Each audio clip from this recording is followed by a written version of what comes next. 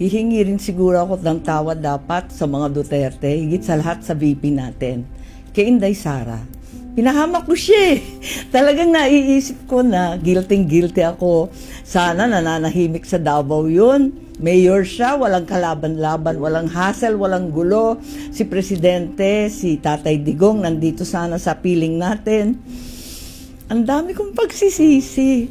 Pero sa totoo lang, naisip ko rin, at nung kinakausap ko pa si VP noon, nung 2021, wala siyang kabalak-balak tumakbo para sa national. Nakarehistro na nga siya para mayor.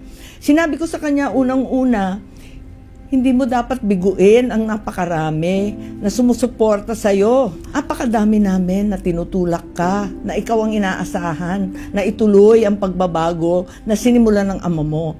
You can't disappoint us. Maraming umaasa. Ikaw lang yung tanging pag-asa ng nakararami. Ikalawa, hindi tayo sigurado kung anong mangyayari. Tignan mo yung pamilya ko, hindi mo naman iisipin na darating ang araw na uupakan kayo, yuyurakan ng pangalan. Talagang aping-api ang pamilya, ganyan ang politika, brutal. Ngayon, nag-uusap kami, sabi nga niya, pag nayayamot, sasabihin sa akin, kasalanan mo to eh, dinamay-damay mo pa ako eh. Sabi ko talaga, dinamay kita para hindi ko naman akalain magkakaganito. Higit sa lahat, isipin natin, kung mayor ka lang, ano kaya ang gagawin sa iyo? Anong gagawin sa syudad mo, sa Davao, sa buong Mindanao at Mindanawan?